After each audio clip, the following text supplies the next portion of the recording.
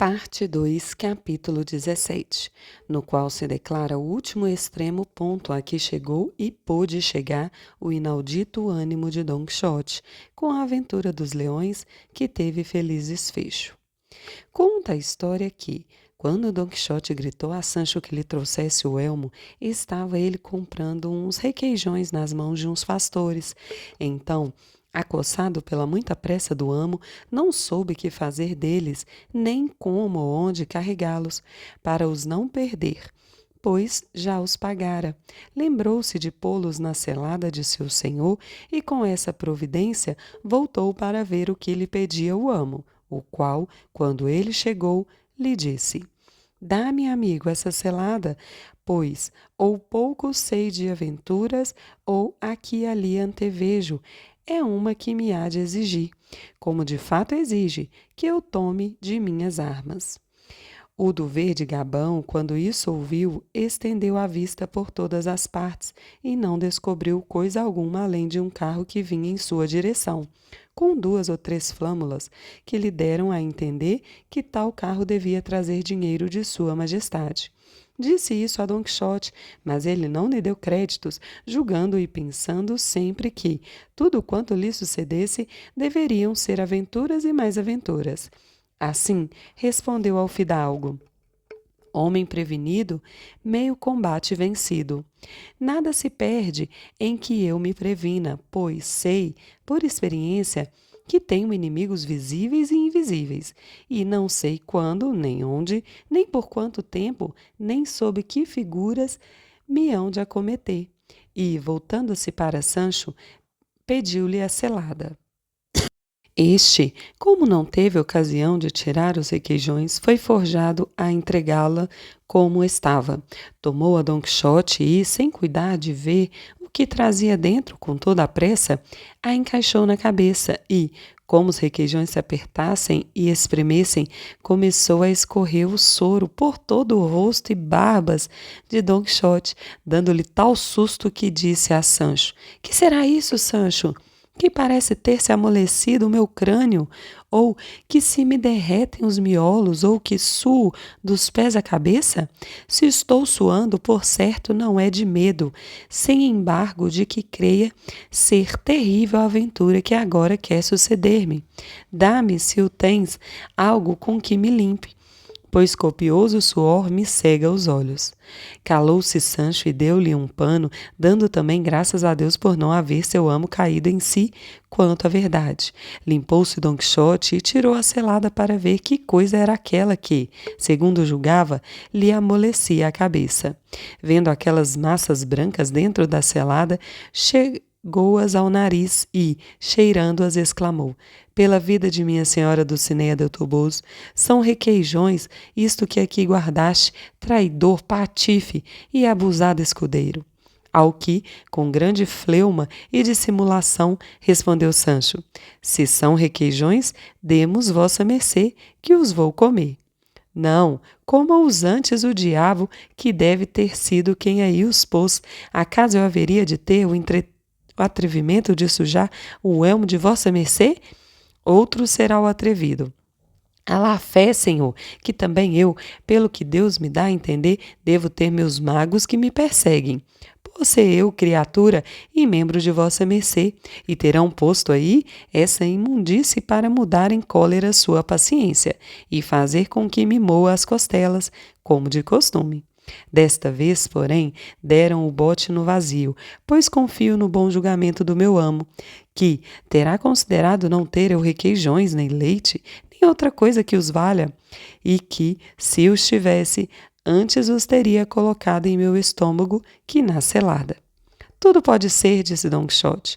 O fidalgo tudo observava e de tudo se admirava, especialmente quando, depois de haver Don Quixote limpado a cabeça, o rosto, as barbas e a selada, encaixou-a e, firmando-se bem nos estribos, experimentando a espada e empunhando a lança, disse: Agora, venha o que vier, que aqui estou disposto a me bater com o próprio Satanás em pessoa.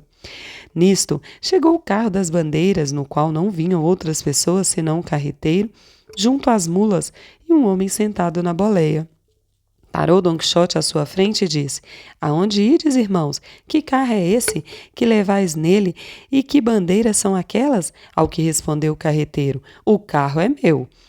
E o que vai nele são 2 bravos leões enjaulados que o general de Orã envia à corte como presente à sua majestade. As bandeiras são de El Rei, nosso senhor, como sinal de que aqui vai coisa sua. E são grandes os leões? Perguntou Don Quixote. Tão grandes, explicou o homem que ia na boleia, que jamais vieram maiores nem do mesmo tamanho, da África à Espanha. Sou eu tratador e tenho trazido outros, como estes, porém, nenhuma. São fêmea e macho.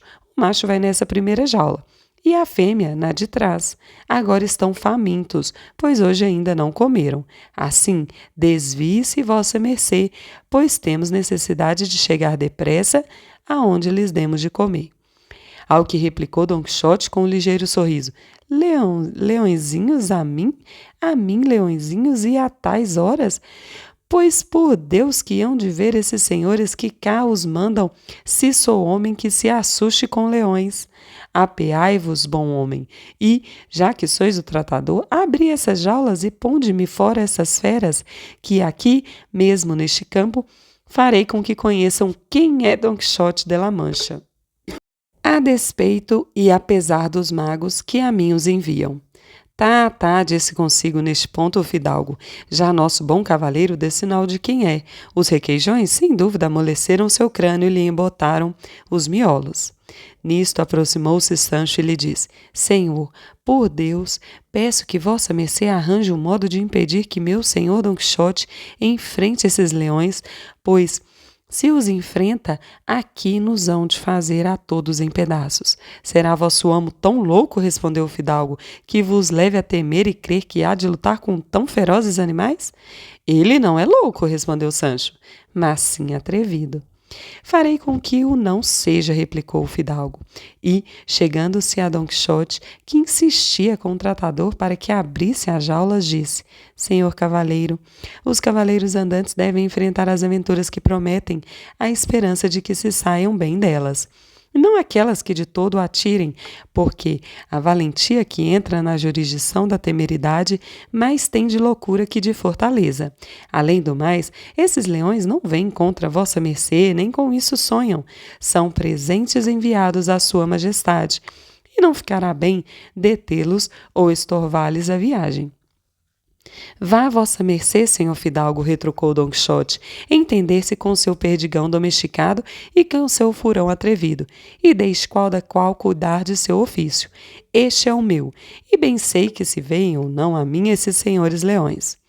E, voltando-se para o tratador, disse: Juro-vos, Dom Velhaco, que, se não abrides logo as jaulas, hei de espetar-vos no carro com esta lança.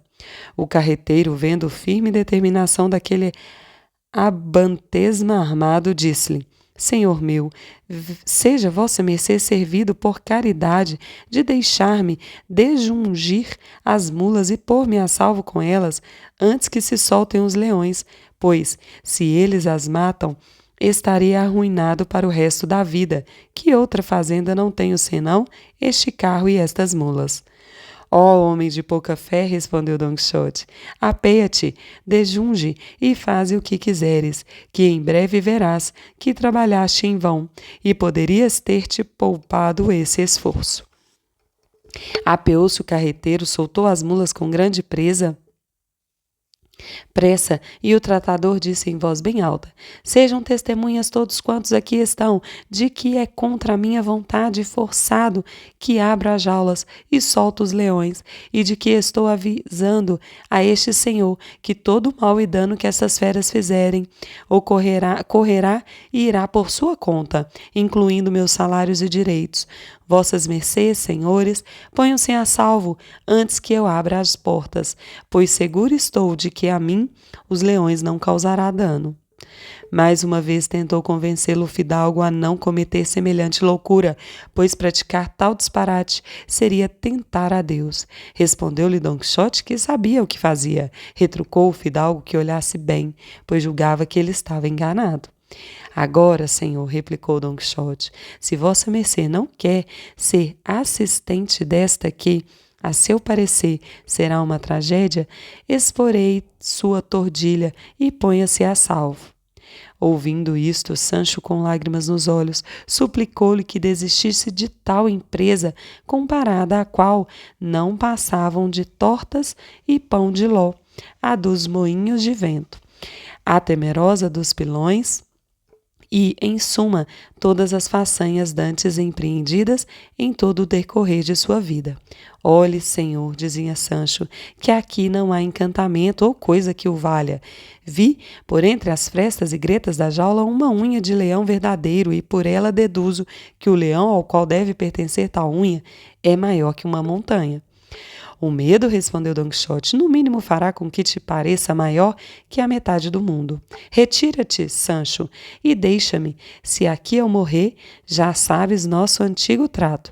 Irás ter com Dulcinea, e mais não preciso dizer. A estas aduziu outras razões, acabando de ver com as esperanças de que pudesse desistir de seu desvairado intento.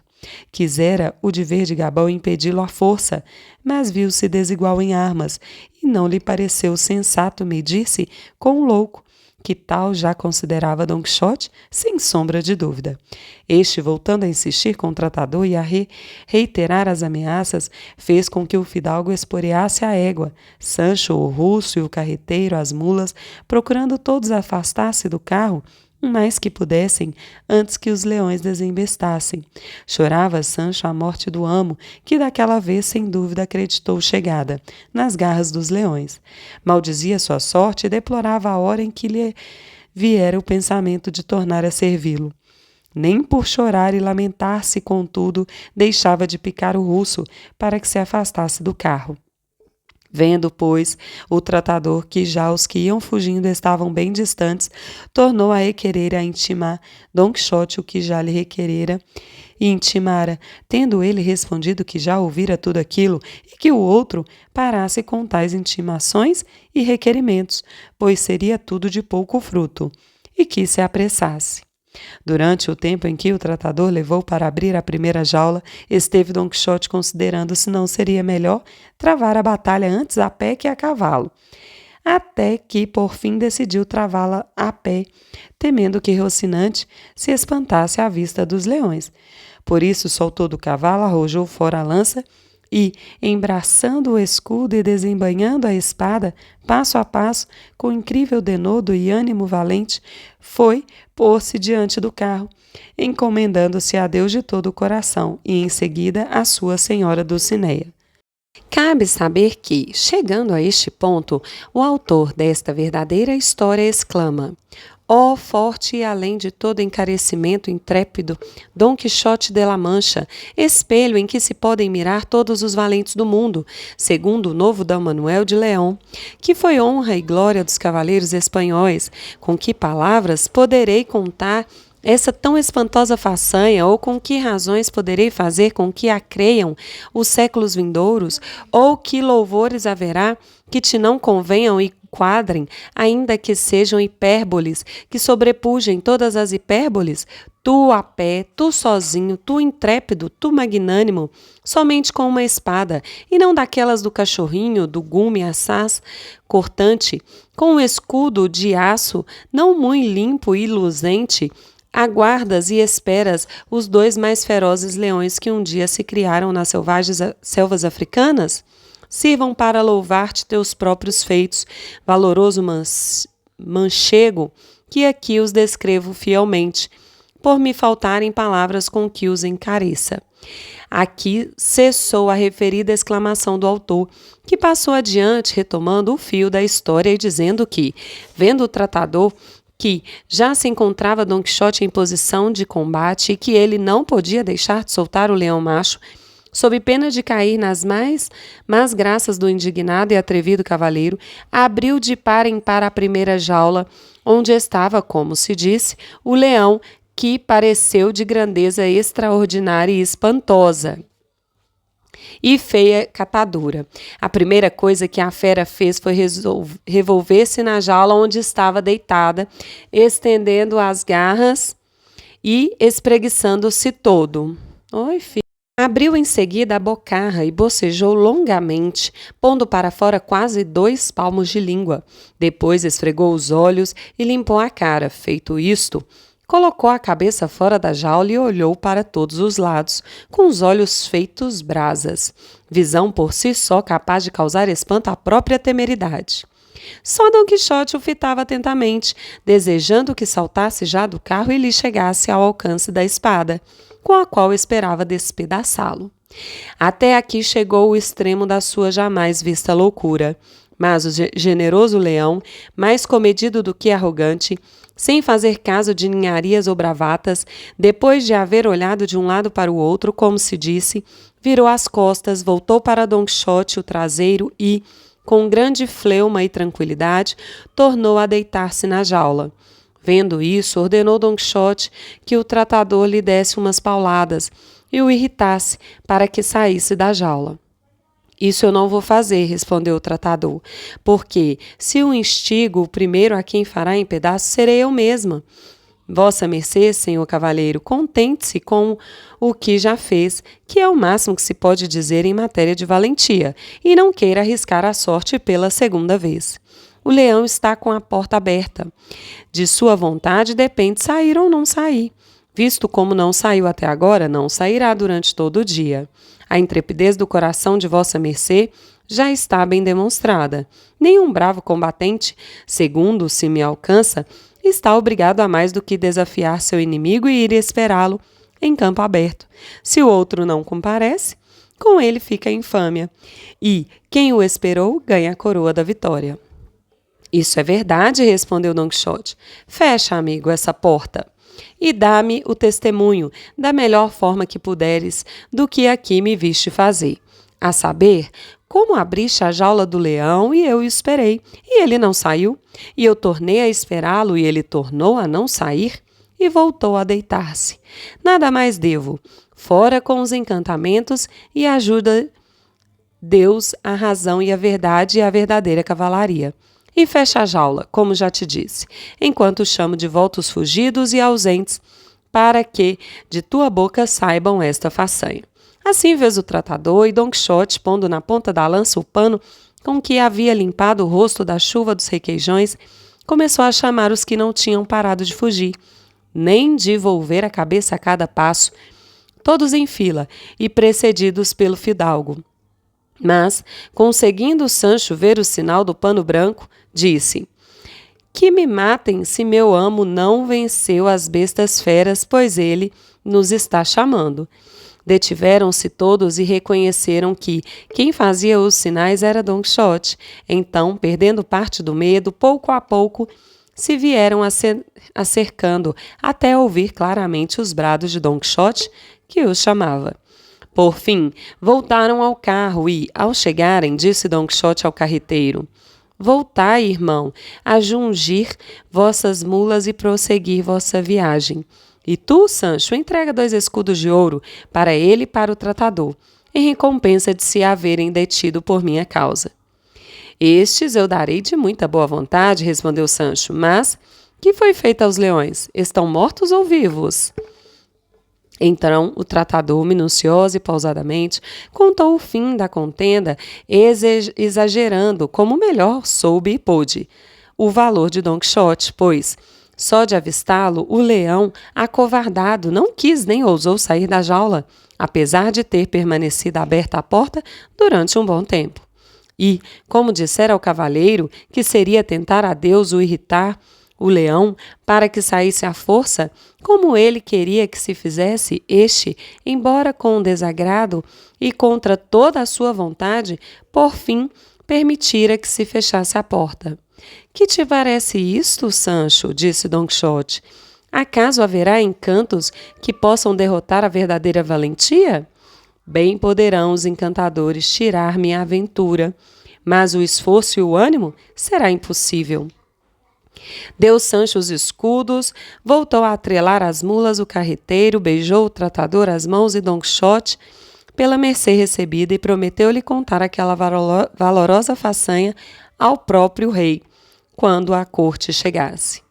Pôs-se a caso sua majestade perguntar quem a praticou, dir-lhe-eis que foi o cavaleiro dos leões, pois quero que daqui por diante se troque, volva, transforme e mude neste nome o que até agora tenho portando de cavaleiro da triste figura, seguindo nisto a antiga usança dos cavaleiros andantes que mudavam seus nomes quando queriam ou quando lhes parecia ser apropriado. Seguiu seu caminho o carro e Don Quixote, Sancho e o verde Gabão prosseguiram no seu. Em todo esse tempo não havia proferido palavra Dom Diego de Miranda, todo atento em observar e gravar os atos e palavras de Don Quixote, que lhe parecia ser um sensato louco e um louco com tiradas de sensato. Ainda não tivera conhecimento da primeira parte de sua história, pois, se a tivesse lido, cessaria a admiração que lhe causavam suas palavras e ações, sabendo então qual o gênero de sua loucura. Porém, como a não conhecia, ora o tinha por sensato, ora por louco, pois o que ele falava era concertado, elegante e ajuizado, ao passo que o que fazia era temerário, disparatado e sem nexo, e dizia de si para si: pode haver maior loucura do que enfiar na cabeça uma selada cheia de requeijões e imaginar que algum mago lhe teria amolecido o crânio? E haveria maior temeridade e disparate do que querer lutar à força com leões?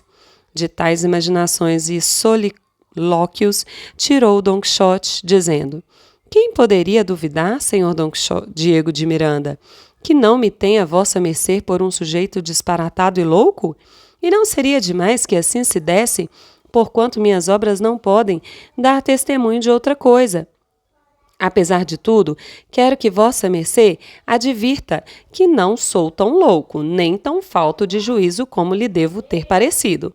Fica bem a um galhardo cavaleiro, aos olhos de seu rei, no centro de uma grande arena, desferir uma lançada com feliz sucesso num touro bravo. Fica bem a um cavaleiro armado de resplandecentes armas entrar na liça de alegres torneios diante das damas. Fica bem a todos aqueles cavaleiros entreterem-se e alegrarem-se com exercícios militares, ou que o pareçam, podendo-se mesmo dizer que assim honram as cortes de seus príncipes. Mas, acima de todos esses, creio ficar melhor a um cavaleiro andante sair buscando perigosas aventuras pelos desertos, pelos ermos, pelas encruzilhadas, pelas florestas e pelos montes, com a intenção de dar-lhes ditoso e afortunado remate, só por alcançar fama gloriosa e duradoura. Melhor fica, digo, estar um cavaleiro andante a socorrer alguma viúva em algum despovoado, do que estar um cavaleiro cortesão a requestar uma donzela nas cidades. Todos os cavaleiros têm seus particulares exercícios. Sirva o cortesão às damas, adorne a corte de seu rei com suas librés, sustente os cavaleiros pobres com um esplêndido prato de sua mesa, organize justas, mantenha torneios e mostre-se grande, liberal, magnífico e, sobretudo, bom cristão, que deste modo cumprirá com suas obrigações precípuas. Mas o cavaleiro andante busque os rincões do mundo, adentre-se pelos mais intrincados labirintos, acometa a cada passo impossível. Resista nos páramos desertos aos ardentes raios do sol no auge do verão, e no inverno à dura inclemência dos ventos e dos gelos. Não assombrem leões, nem um espantem fantasmas, nem um atemorizem dragões, que procurar estes, acometer aqueles e vencer a todos são seus principais e verdadeiros exercícios. Eu, pois, como por sorte me coube ser do número dos da cavalaria andante, não posso deixar de enfrentar tudo aquilo que me parece cair sob a jurisdição de meus exercícios. Assim, o enfrentar os leões que agora enfrentei diretamente me competia, embora estivesse bem ciente de que se tratava de exorbitante temeridade. Pois bem sei o que é a valentia, virtude, que está colocada entre dois extremos viciosos, quais sejam a covardia e a temeridade. Menos mal, porém, será que o valente alcance e transponha o limite do temerário, do que recue e desça ao nível de covarde, pois assim como é mais fácil ao pródigo do que ao avaro, o vir a ser liberal, também é mais fácil tornar-se o temerário verdadeiro valente do que elevar-se o covarde à verdadeira valentia. Nisto de acometer aventuras, creia-me, vossa mercê, senhor Dom Diego, antes se há de perder por carta de mais que por de menos. Pois aos ouvidos de quem o escuta, melhor soa, tal cavaleiro é temerário e atrevido, do que tal cavaleiro é tímido e covarde. Digo, senhor Don Quixote, respondeu Dan Diego, que tudo quanto vossa mercê disse e fez se nivela com o fiel da própria razão. E entendo que, se perdessem as leis e regulamentos da cavalaria andante no peito de vossa mercê, poder-se-ia encontrá-las, como em seu próprio depósito e arquivo. Mas apressemo-nos, que se faz tarde, a fim de chegarmos em minha casa, onde vossa mercê descansará do passado trabalho, que, se não foi do corpo, foi do espírito, o que muitas vezes só redundar em cansaço do corpo. Tenho esse oferecimento por grande favor e mercê, senhor Dom Diego, disse Don Quixote, e, esporeando as alimárias mais do que o haviam feito até então, chegaram por volta de 14h à aldeia e à casa de Dom Diego, a quem Don Quixote chamava o Cavaleiro do Verde Gabão.